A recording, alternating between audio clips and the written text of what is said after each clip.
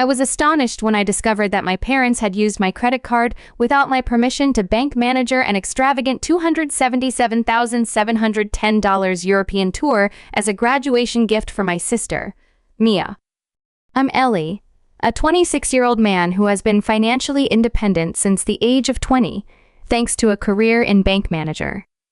My sister, Mia, who's 24 and just earned her degree in media, has always been the family favorite, often receiving more support and gifts from our parents. Growing up, I learned early to fend for myself, earning scholarships and saving diligently, while Mia received the best of everything: new clothes, the latest tech, and freedom from household responsibilities. Despite the overt favoritism, I focused on my personal ambitions, though it was challenging not to feel sidelined. The situation reached a breaking point when my mother excitedly informed me that they had booked a lavish month-long European tour for Maya, using my credit card to take advantage of the points for upgrades. She casually mentioned they'd pay me back eventually. Shocked and betrayed, I confronted them, stressing the legality and immensity of their actions. But my concerns were dismissed as overdramatic. Faced with their nonchalance and the massive potential impact on my financial stability, I reported the transaction as fraud, leading to a significant family fallout and my decision to cease contact. This step was not taken lightly, but it became necessary to protect my well-being and financial future from further disregard. I needed my credit limit for potential emergencies, and the violation of trust was immense, but my mother wasn't willing to see my perspective. "You've always been so selfish," she accused, her voice icy. "Can't you just be happy for your sister? This is her big moment, and you're trying to ruin it with your penny-pinching ways." I was astounded. There I was, being labeled selfish for reacting to an unauthorized $277,710 charge on my credit card. The call ended with me feeling a whirlwind of emotions: anger, hurt, and disbelief. Over the following days, I sought understanding from my dad, hoping he might offer a more reasonable viewpoint. Unfortunately, he mirrored my mother's thoughts, suggesting I was overreacting and should be more supportive of Mia. Mia herself seemed completely unaware of the tension. When I approached her, she was overjoyed about the trip and thanked me for contributing to her graduation gift as if it were a voluntary gesture. It felt surreal. Was I the unreasonable one in this situation? Driven by a mix of frustration and a need for resolution, I contacted the credit card company to dispute the charges. To my horror, I learned that since the card details were shared with my parents for emergencies, the company didn't consider it fraud. Now, I was stuck with a $277,710 bill, a maxed-out credit card, and a family who thought I was selfish for not wanting to bank manager my sister's lavish vacation. I felt utterly betrayed by the very people who were supposed to love and support me. I was torn about how to proceed. Part of me wanted to cancel the trip to make a stand, but I knew that would explode into a massive family rift. Another part of me considered just paying off the debt to avoid further drama, but the principle of the matter and the potential for setting a precedent for future financial abuse gnawed at me. Am I overreacting? Should I just absorb the cost of my sister's vacation, or should I stand my ground, even at the risk of damaging my family relationships? I felt lost and desperately needed guidance. Thank you to everyone who offered supportive comments and advice on my previous post. Your insights helped me realize that my feelings of violation and anger were justified. Motivated by your encouragement, I took further action. I called the credit card company again, this time to escalate the issue.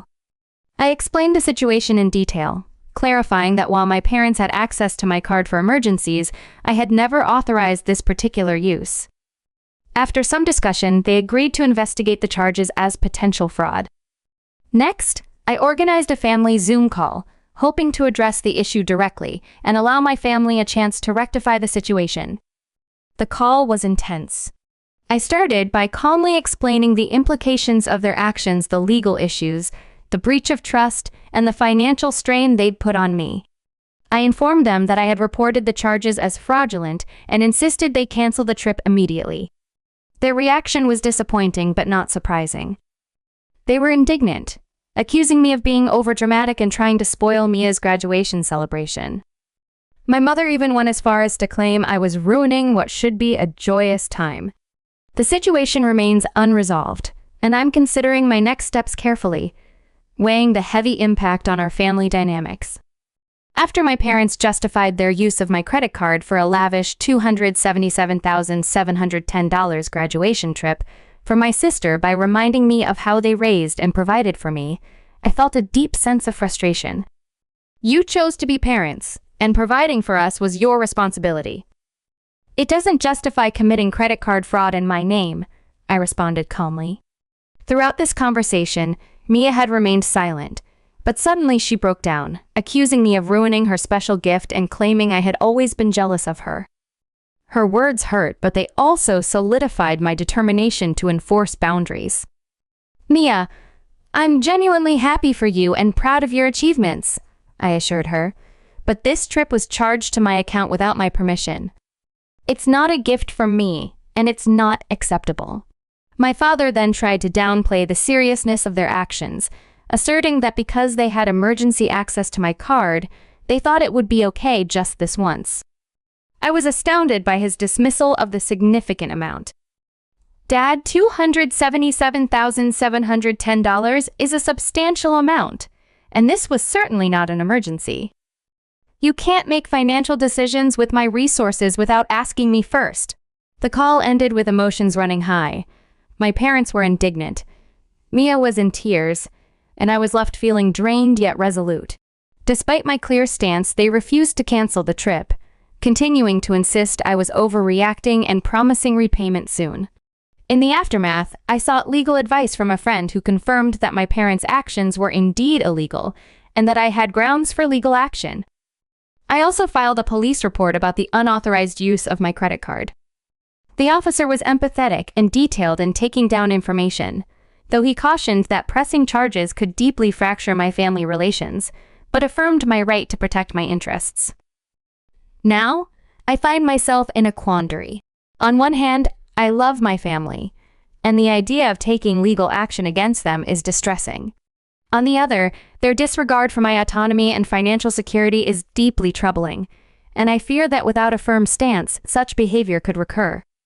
For the moment, I have decided to wait for the outcome of the credit card company's investigation and have taken preventive measures by freezing my credit to block any further unauthorized use. This ordeal has been a painful but illuminating experience, teaching me the importance of establishing and maintaining strong personal boundaries. I've always played the role of the peacekeeper, often at my own expense, but I now recognize the need to advocate for myself. Although it's uncomfortable and daunting, this newfound assertiveness is also empowering. I'm finally standing up for myself and declaring that such violations of my trust are unequivocally unacceptable. Thank you again for all your support and advice. I will continue to update as the situation with the credit card investigation progresses, or if there are further developments with my family. Your support has been invaluable in helping me navigate this challenging time. It's been a few weeks since my last update, and there's been quite a lot happening. I want to start by expressing my sincere gratitude for all the support and advice I've received. Your encouragement has been a real source of strength for me during this tough time. Here's the good news first. The credit card company's investigation ended in my favor. They confirmed that the charges were unauthorized and have reversed the $277,710 that was wrongfully charged to my account. It's an enormous relief to have that financial weight lifted off my shoulders. However, things took a turn for the worse when my parents and Mia found out that the trip had been canceled because of the credit card chargeback. The reaction was intense. My phone was flooded with angry calls and texts. My mom left a particularly hurtful voicemail, calling me a selfish and ungrateful son, and accusing me of ruining Mia's graduation trip. Mia took to social media, posting a tearful video about how her cruel brother had destroyed her dream trip. This stirred up quite a buzz among our mutual friends and extended family, many of whom began questioning why I was being so harsh on my little sister. Seeing how out of control the situation was becoming, I decided it was crucial to clarify what had really happened. I wrote a detailed, calm post explaining that my credit card had been used without my permission, and that I had tried to resolve things with my family, before taking action with the credit card company. The response to my post was mixed. Some people were supportive, expressing shock at my parents' behavior, while others felt that I should have just let Mia have the trip, even if it meant accepting the fraud. It was eye-opening to see how many people thought it was acceptable to overlook fraud if it benefited family. A few days later, I got an unexpected call from my aunt, my mom's sister. She expressed sympathy for my situation and shared some family history I hadn't known before. Apparently, my mom has a history of financial irresponsibility and has taken advantage of family members before.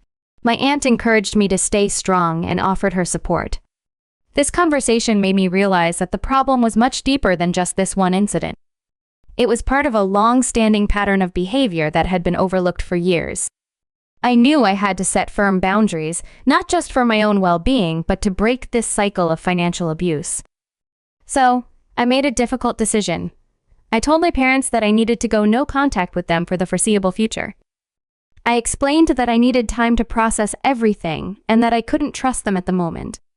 I also told Mia that while I loved her and was proud of her achievements, I needed some space from her as well. Their reactions were predictably negative. My parents accused me of tearing the family apart, and Mia cried, saying I was punishing her for something she hadn't done. It was painful, but I remained firm in my decision. Amid all this family turmoil, I've been focusing on protecting myself from future financial abuse. I've changed all my passwords, closed the credit card account that my parents had access to, and opened a new account at a different bank. I've also started seeing a therapist to help me work through my feelings and to establish healthier boundaries. Despite everything, there's been an unexpected positive outcome from this ordeal. I've learned to value and protect my own well-being more than ever before. The whole situation has had some unexpected silver linings. For one, it's brought me closer to my aunt and a couple of cousins who reached out to offer their support. It's reassuring to know that not everyone in my family agrees with my parents' actions. Regarding Mia's graduation trip, I've heard through family channels that my parents are still considering sending her somewhere special. Part of me feels a pang of guilt about her missing out on the Europe trip, but I keep reminding myself that it wasn't my responsibility to provide that for her. I'm still grappling with feelings of guilt and doubt. There are moments when I question whether I did the right thing and whether I was too harsh. However, whenever I recall the sense of violation I felt when I discovered what had happened, I remind myself that standing up for myself was the right choice. This experience has been a tough lesson, but it's also taught me a lot about self-respect and setting boundaries. I'm learning that it's okay to say no, even to family, and that love shouldn't come with a price tag. Thank you all again for your continued support. I'll keep you updated on any significant developments, but for now, I'm focusing on healing and moving forward. It's been about 1 month since my last update, and I wanted to share some new developments with you. Your ongoing support and advice have been a huge help during this difficult time. First, let me address the legal situation. After a lot of thought and consultation with my lawyer, I decided not to press charges against my parents. This was a tough decision, and I know many of you had suggested taking legal action. However, my lawyer pointed out that since the credit card company had already reversed the charges, pursuing a criminal case would be complicated and potentially expensive, with no guarantee of success. Instead, we've sent a formal cease and desist letter to my parents, warning them that any future misuse of my financial information will result in immediate legal action. As for the family situation, the no-contact period with my parents and Mia has been both challenging and revealing. It has given me time to reflect on our family dynamics and focus on myself. I've been regularly attending therapy, which has been incredibly helpful in processing my emotions and learning to set healthier boundaries. About a month into this no-contact period, I received an unexpected email from Mia. Unlike her previous emotional outbursts, this email was surprisingly mature.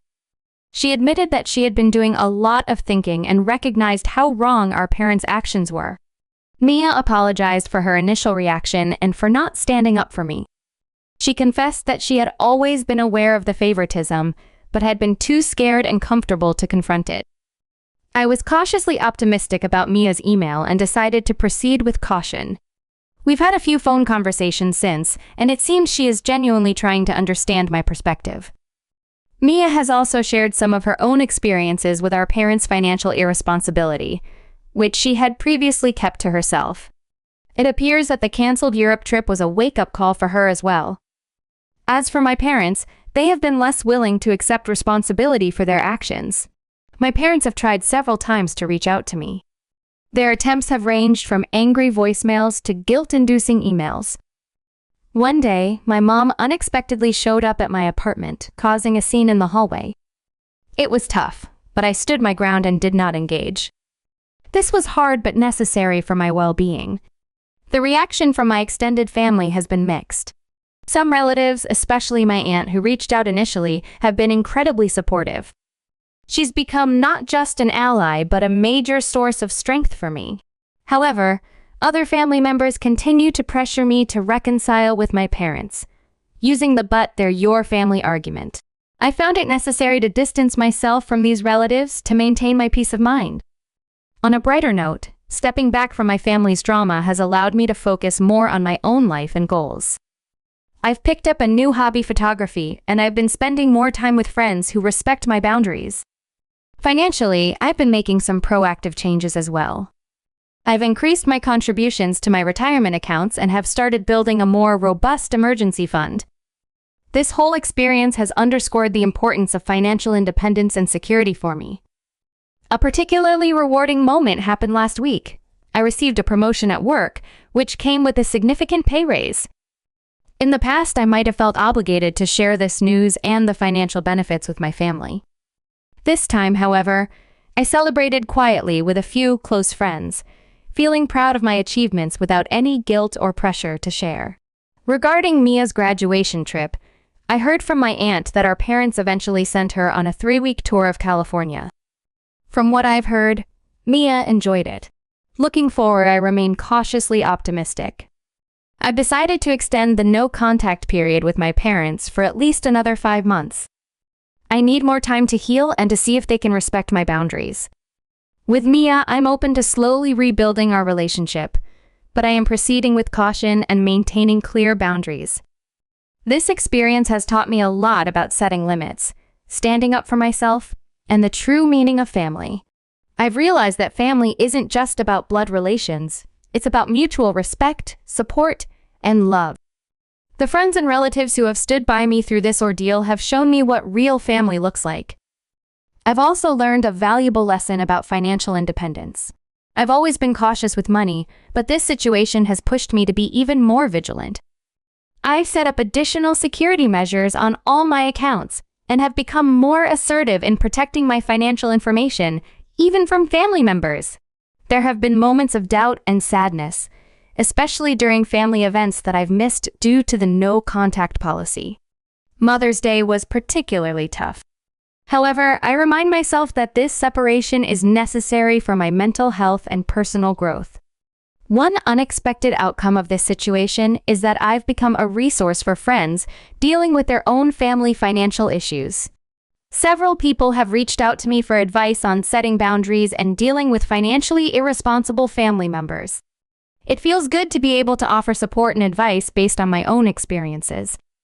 It's been some time since my last new, and I've had the chance to help others navigate situations similar to mine, which has been incredibly rewarding. Regarding my parents' financial situation, I've learned from my aunt that they're facing some challenges. They had planned to use my credit for more than just Mia's trip, which has led to some tension between them. My dad is upset with my mom for taking things too far with the credit card fraud. While I feel a twinge of guilt knowing they are struggling, I constantly remind myself that their financial problems are not my burden to bear. Mia has offered some insights into how our parents are processing everything. She mentioned that they don't fully grasp why I reacted so strongly to their actions. They view what they did as a normal part of family life and can't understand why I'm making a big deal out of it. This lack of understanding is frustrating, but it also confirms that distancing myself was the right decision. Reflecting on my childhood and early adulthood, I've recognized patterns of financial and emotional manipulation that I had once considered normal. It's been a painful realization, but also a liberating one, as I learn to trust my own feelings and experiences without seeking my parents' approval. On a personal note, I've started dating again. After holding back due to all the family drama, I recently met someone who is incredibly understanding and respectful of my situation. It's still early, but it feels great to be forming a connection with someone who respects my boundaries and values. I'm also considering making some significant changes in my life. I've always wanted to pursue a master's degree, but I postponed it partly because I was worried about how it would affect my ability to support my family financially. Now, I'm seriously looking into programs and thinking about taking the plunge. It feels empowering to make decisions based on what's best for me and my future. As I write this, I realize how much has changed in just a few months. The initial shock and anger have faded, replaced by a sense of calm determination. I'm no longer just reacting to my family's actions. I'm proactively shaping the life I want for myself. To those of you who might be dealing with similar family issues, I want to say, it gets better. Setting boundaries is tough and there may be backlash, but stay strong. You have the right to protect yourself, your bank manager, and your mental health. Thank you all again for your support throughout this journey. Your advice and encouragement have been a lifeline. I'm not sure what the future holds for my relationship with my parents and sister, but I am confident that I'll be okay. I'm stronger now, more sure of myself, and ready to face whatever comes next. I'll update again if there are any significant developments. But for now, I'm focused on moving forward and building the life I want, surrounded by people who respect and support me. Here's to new beginnings and hard-earned wisdom. I'm excited to share the latest developments with all of you who have been such a crucial support throughout this journey. First, I have some big news. I've been accepted into a master's program in financial technology, located about 5 hours away from where I currently live. It's a 1-year program that aligns perfectly with my career aspirations. I start this fall and I'm feeling a mix of excitement and nerves about beginning this new chapter. Deciding to pursue this degree was no small feat. It meant leaving my current job, relocating to a new city, and taking on student loans. But more importantly, it signified a significant investment in myself and my future, something I had often put on hold to consider the impacts on my family. Now, I'm making choices based on what's best for me, which feels incredibly freeing. Regarding my family, the situation has taken some unexpected turns. The no-contact period with my parents ended 3 months ago, and we agreed to try a family therapy session facilitated by a professional therapist. It was a tense start. My parents initially came in defensive, maintaining that they hadn't done anything wrong. However, as the session went on, we delved into some deep-seated issues. It came to light that my dad had lost a significant amount of money in a bad investment, a fact he had kept hidden from everyone, including my mom. This financial strain was why they saw my credit card as a means to keep up appearances. The revelation brought a lot of emotions to the surface. My mom felt betrayed by the secrecy, and my dad was deeply ashamed of his financial missteps. For the first time, they seemed to grasp the full weight of their actions towards me. Though their actions are inexcusable, understanding their desperation helped me see the broader context of their decisions. With the therapist's guidance, we managed to address some of these deep-seated issues. By the end of it, I received genuine apologies from both of my parents. We've decided to continue with monthly family therapy sessions. While the path to healing is long and complex, these steps are crucial in rebuilding trust and understanding within our family. I'm cautiously optimistic about the progress we can make together. Rebuilding relationships and setting boundaries has been a slow process, but I'm cautiously optimistic about the progress I'm making with my family, particularly with my sister Mia. She's really come into her own lately, securing a full-time job and moving into her own apartment. We've been talking more regularly, and for the first time, I feel like I'm getting to know her as an adult.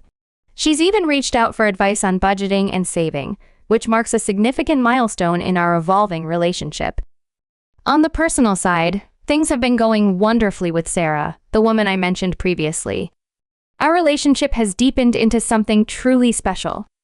She's been incredibly supportive of my decision to go back to school, despite the fact that it means we'll be in a long-distance relationship for a while.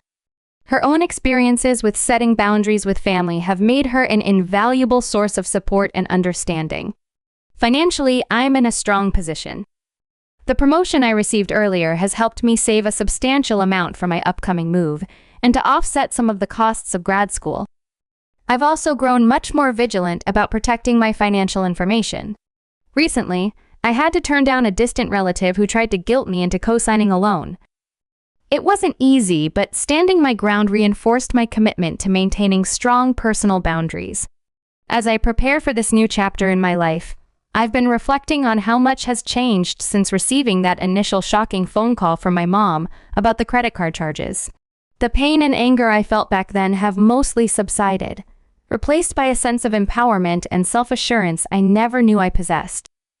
This experience has taught me so much about the importance of setting and maintaining boundaries, even especially with family. I've learned that it's okay to prioritize my own well-being and future, and that true family, whether related by blood or chosen, supports your growth and respects your boundaries. To everyone who's followed my story and offered support and advice along the way, thank you. Your words have been a source of strength and clarity during some very challenging times. For those who might be experiencing similar struggles with family, know that it is possible to emerge from these challenges stronger and wiser. As I pack up my apartment and gear up for this new adventure, I feel a sense of excitement and possibility that I haven't felt in years. I'm proud of how far I've come and I'm eager to see what the future holds.